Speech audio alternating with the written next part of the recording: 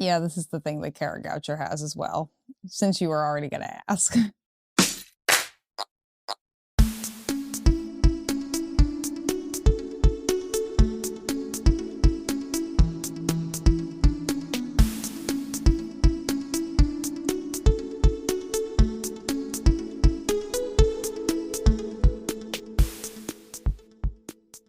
Hello, my friends, and welcome back to Runna, your favorite local running community. I'm Juliana, and this week we do not have a guest. I have some lovely guests who are coming down the pipeline very soon.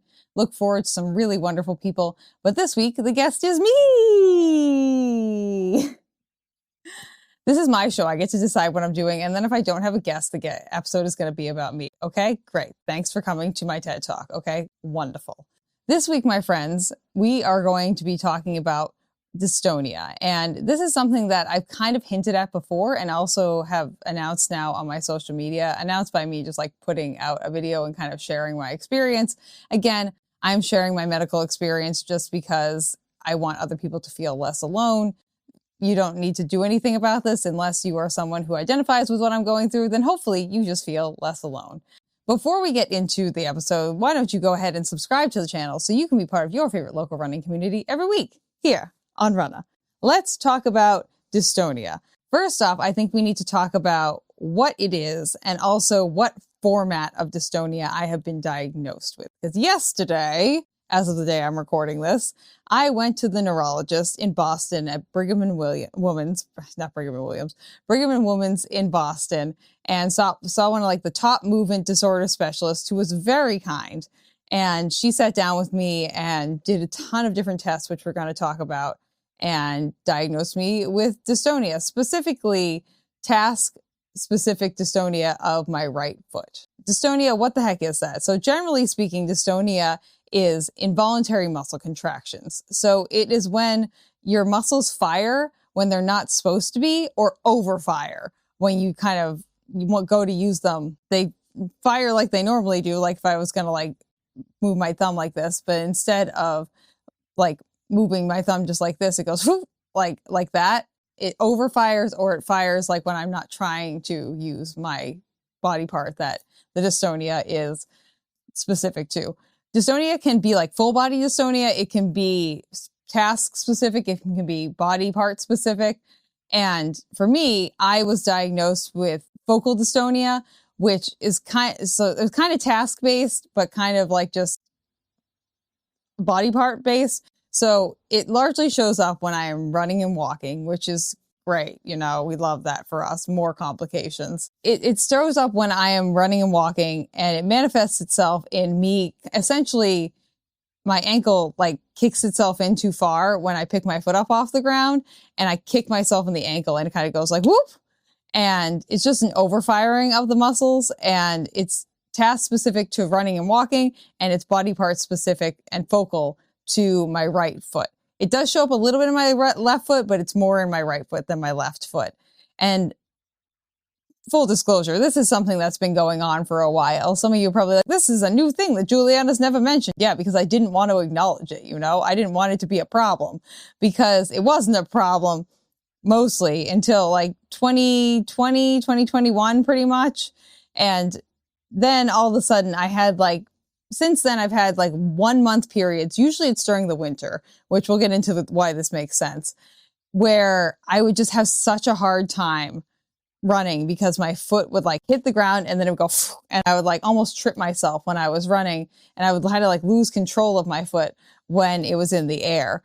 And then I would hit the ground and then it would be okay. But that was happening with every step on my right foot for probably up until this year, like 1 month chunk at a time. And it was just like one chunk during the year, again, usually during the winter, and then it would go away. And then I would be like, you know what? Everything is good. Everything is fine. Like, no worries, friends.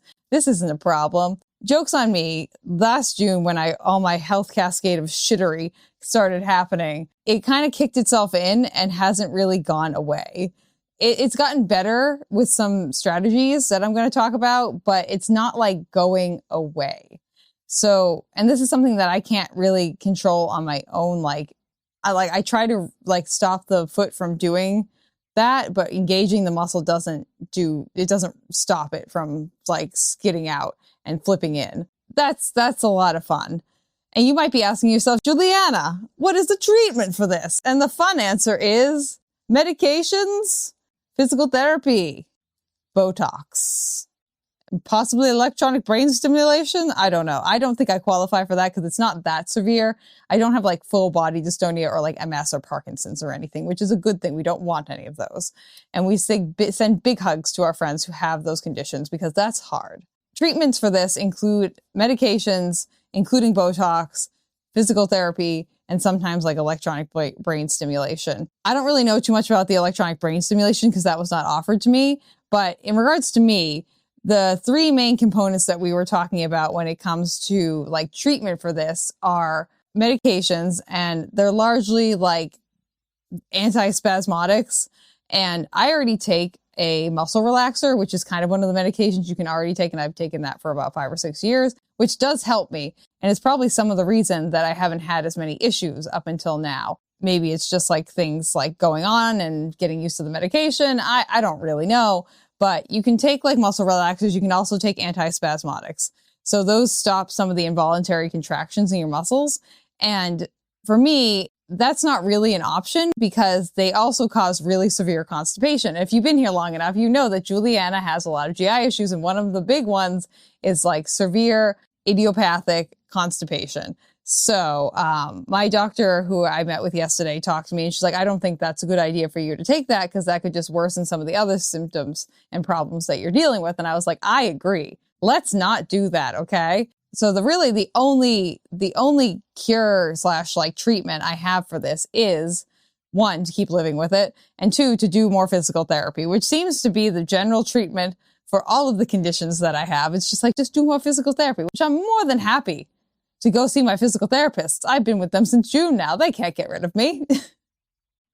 I've been there forever at this point. You know, I'm just a fixture on the wall. And I will continue to do so because now I have to go back to them and be like, hello, friends. So I know we're treating me for my foot, which I'm still not running, which is really bumming me out because it's been like almost 6 full weeks and it's really starting to get old.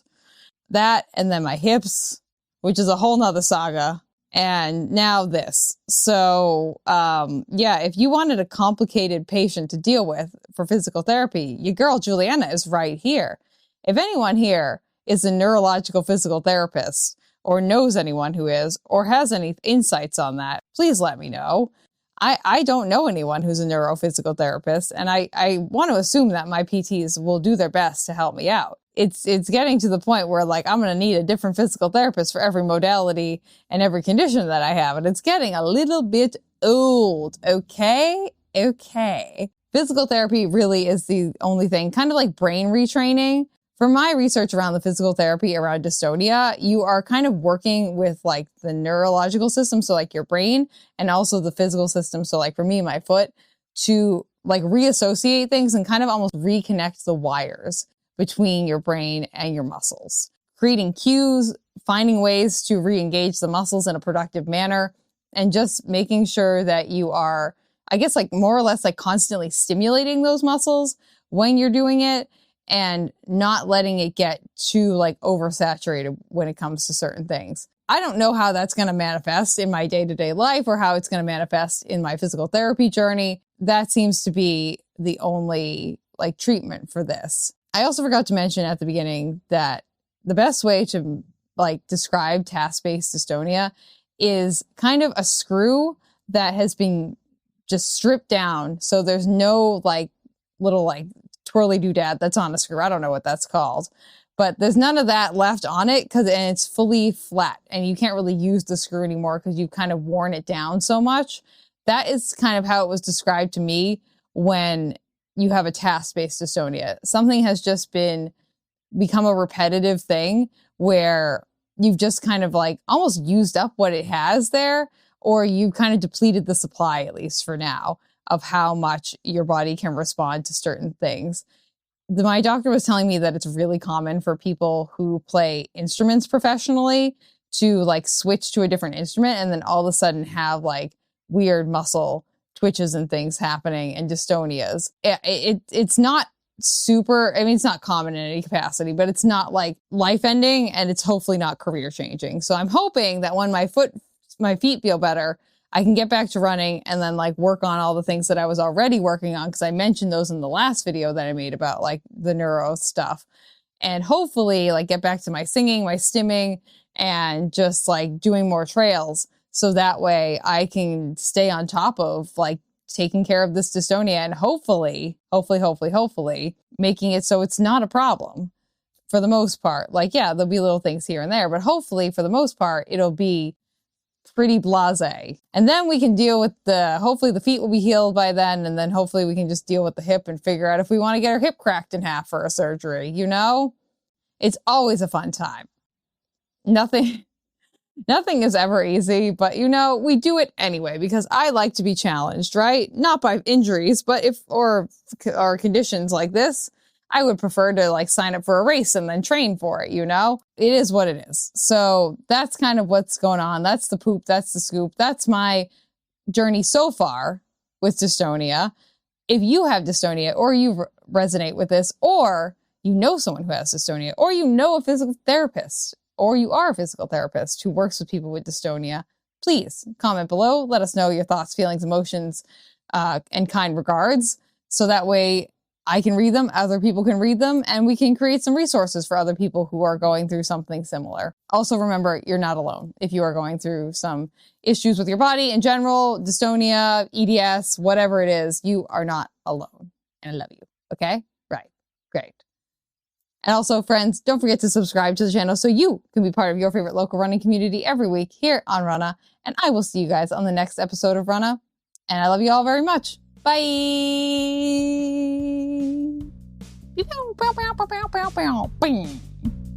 Thank you for listening to this episode of Runna. This podcast is edited, hosted, and produced by me, Juliana Coughlin. Brought to you in part by the Falmouth Running Club and the Falmouth Community TV station. If you'd like to connect with us, you can find us on Instagram and on TikTok at runnapod. And you can send us an email at runnapod@gmail.com. And our original theme music was brought to you by the one and the only wonderful Jeffrey Hutton. And keep up the great work. I'm proud of you.